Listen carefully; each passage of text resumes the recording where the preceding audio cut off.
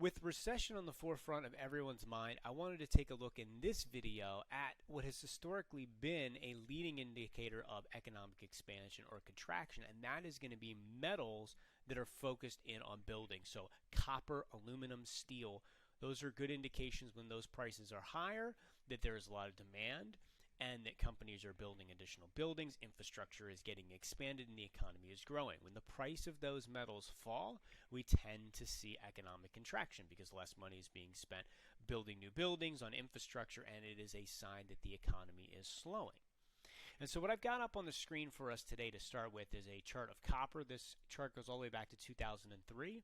This is 2011's high that we talked about a lot because last year, 2021, we've broke out and made new all-time highs in copper. We were unable to close over that zone, as you can see right here, and we finally closed above it on a monthly candle in the beginning of this year, but that was met with swift selling pressure and we fell back into this range.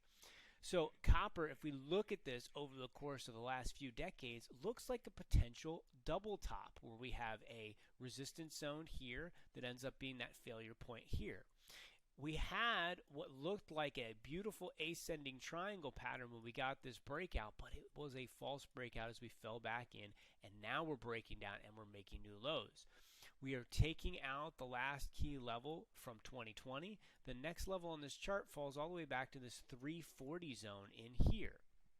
Copper does not look good. I'll look at this in on a daily time frame so you guys can really see what's going on here. We failed on this breakout, fell back down, back tested this zone a couple of weeks ago, and have been falling sharply ever since. And you can clearly see we are under this price area of support from the last 18 months or so. So this is a big breakdown that's occurring at the moment. Now I want to back this chart up again, look on a monthly time frame, and this time we're going to take a look in at the steel sector as a whole. So we're going to look at the ETF SLX, which takes a look at all the steel companies together. And you can see we rallied here over the last year or so right into this major resistance zone. And once again, where's this resistance zone happening?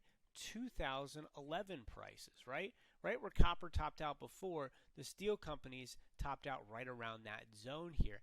And it looks like it might want to continue to push lower and break below that important key 50 level. And the reason why that is so important on the chart, look at this level. All right? With the highs from 2012, 13, 14, 18, the breakout here in 2020, a back test to that breakout that held, a pushback higher, resistance once again, and now looks like it wants to break underneath. That would not be a very good sign. We look at individual companies in the space as well. I want to take a look at what had been the leading names. We have Steel Dynamics over here. Right? And we look at the chart of Steel Dynamics on a monthly basis. We can see that breakout to all-time highs twice in the last year or so. We had 2018's level get broken in 2021 for that big push, came back tested that zone, and really took off. And now it's back underneath of that 70 zone. All right? So if this area here doesn't hold, you're looking at that potential move back to 50. Another leader in the steel space is Nucor, NUE, and you can see that breakout to all-time highs at 80. And I want to zoom in and look at this on a daily time frame. Look at this major move higher here this year that has been faded. And if we look at the chart pattern potential here, this could be that potential head and shoulders top with a break in the neckline, and that next level of support's back down here at 80. Now we also want to take a look at aluminum, so I want to look at Alcoa. I'm going to back this up on a monthly time frame as well, and you can see the importance on this chart of the 56 level. All right, basically it has traded underneath 56 since we had the recession in 2008-2009. This acted as resistance in 11, it acted as resistance in 15, it acted as resistance in 18. We finally got our big breakout, and we are immediately back under it in a couple of months. That looks like a potential false breakout, and Alcoa has traded, for the most part, in between that 58 and 20 zone here, minus the depth of the 2020 pandemic. And so a failure to hold above this zone does give it the potential to fall all the way back down to the bottom end of that range over the next year or so. Right? These are monthly charts, so we're not looking at these moves in a short time frame. We're looking at the long-term moves. Now, when we take a look at Century Aluminum Company, same thing, collapse underneath in 2008, 2009. 2015 failed at 30. 2018 didn't even get to 30. And then here we are this year, failure right at that all-important 30 zone. And look at this. It is almost all the way back down towards the bottom of that range, from 30 all the way to 850. Right?